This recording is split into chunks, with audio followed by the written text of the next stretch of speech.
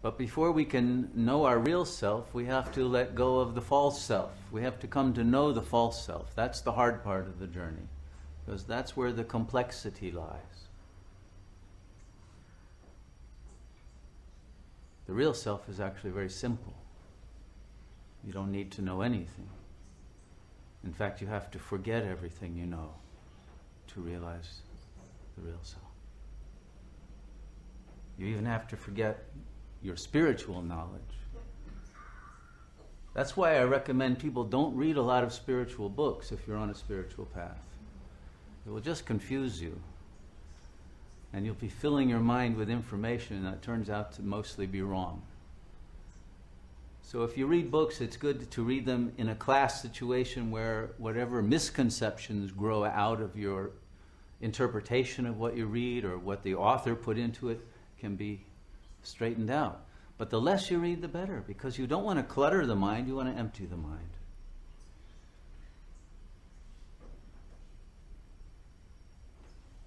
What's the point of knowing other people's ideas? How is that going to help you? You're already filled up with too many of other people's ideas. So I'm not here to give you more ideas.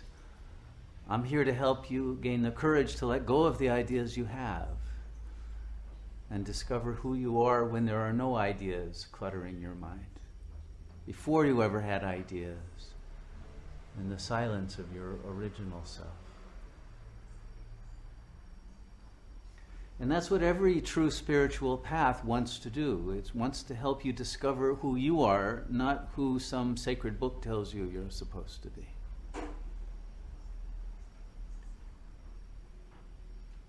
And there's really only one concept. Now, it has many names, and some names are mythological, some are phenomenological, some are doctrinal, some are come out of metaphysical discourses, but it's all the same. The simplest is the self. But the self is often confused with the ego, so sometimes we say the original self, the true self, the supreme self, or emptiness. Empty of ego, empty of ideas, empty of falseness and images. Cleared out. But you could also use names for God, because all of those names come down to meaning I am. Isn't that what Yahweh means? I am that I am. So we're talking about the I. Not the thought I, because that's a representation already. That's a step removed. But the actual I. Have you ever really encountered yourself? Or is there an addiction to language that pulls you away from the self? Pulls you again into thoughts, desires, fears, lack? Do you have the courage to stay in the presence that is the self and not run away? And not think that you have to use your mind to grasp what you are. Because all the mind can do is grasp what you are not. It has no capacity to grasp what you are. Because you are ungraspable. Because what you are is not a concept. And so even if we put all the possible terms for the self end to end, and listed them all and memorized them all, you would still not know who you are. The list would always be inadequate, and it would always be a lot of blah blah language, and it would not tell you who is the perceiver of all those words. What is consciousness itself? And so in the tradition of neti neti, which means not this, not that, we always start out, realize you're not the body. You can't be the body. You're aware of the body, and so the body is an object to the perceiver. You can't be the mind, because the mind, again, is mental objects, words and images. You can't be emotions, feelings, not even love, because, again, that's something that arises. You are deeper than any of that. Deeper, because you are the perceiver of it. What is the perceiver? What is the ultimate presence that cannot be witnessed? Because you are that, and therefore you cannot know it as some other object. That which is completely non-objectifiable, that is what you are.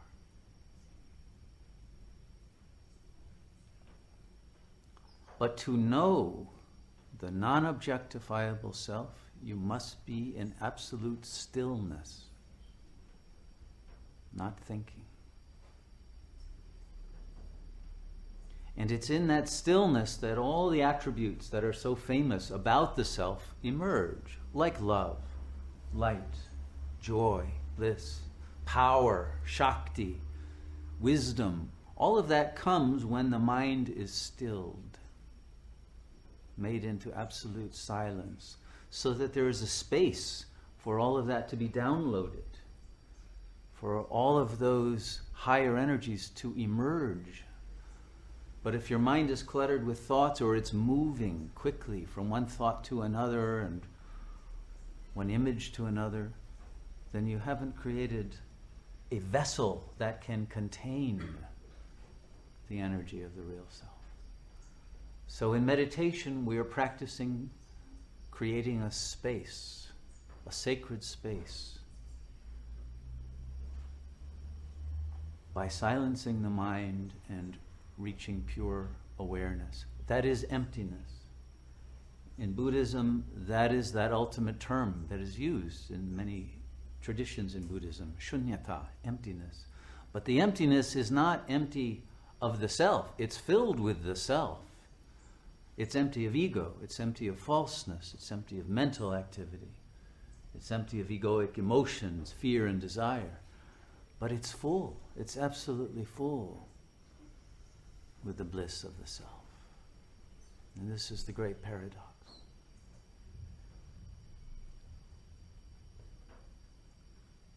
So empty the mind of all of your thoughts about reality and be the real. Realize yourself as the real, that you have always been, even though you have forgotten that. And in the silence, you will realize that what you are transcends this life. The life of the body has nothing to do with the body, transcends this dimension, transcends all limitations. And that there is in fact one self, one consciousness that underlies all of this. It seems that we're in a world of a multiplicity of objects, and that each human object seems to have its own individual mind. But in fact, that's an illusion. That's not the bedrock. Because each mind is an emergence of illusion out of the real, of the silent self. And that silence, because it has no boundaries, no limitations, no differences, belongs to all of us. There isn't one silence here and another silence there. No, that's that same stillness turns out to be a single consciousness that contains all of reality, that emerges everywhere in reality. But what is emerging is the same one self. And that's why we can recognize each other. That's why we can commune, because we are already one. Even if we speak different languages, we can recognize the self, the one self, in each other. That's why there is love between human beings. But the more egoic buffer there is, the less love. And now the egos and their defense mechanisms are so thick that very little love can penetrate through them and reach someone else, or someone else's love reach you. But the love is always oneness. It's not difference. It doesn't ever come from an other. And the idea that we need love from an other just means that we are not in our own real self.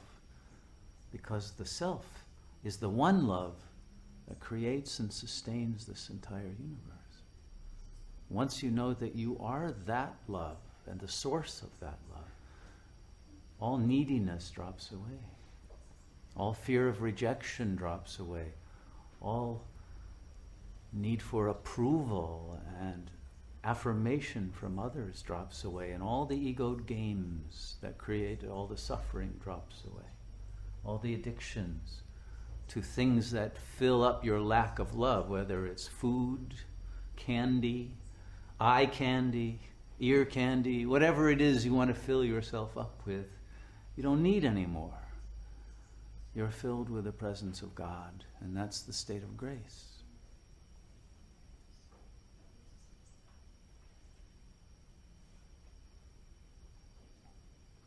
And each of us has the right to live in grace. Why choose anything else? Anything else is a hell realm. And you have the power to drop it instantly once you know that you are the silent presence. You're not the mind, you're not the body, you're not anything. This is the state of no thingness. There are no things. There's only consciousness. And you are the source of that. So let's realize who we are.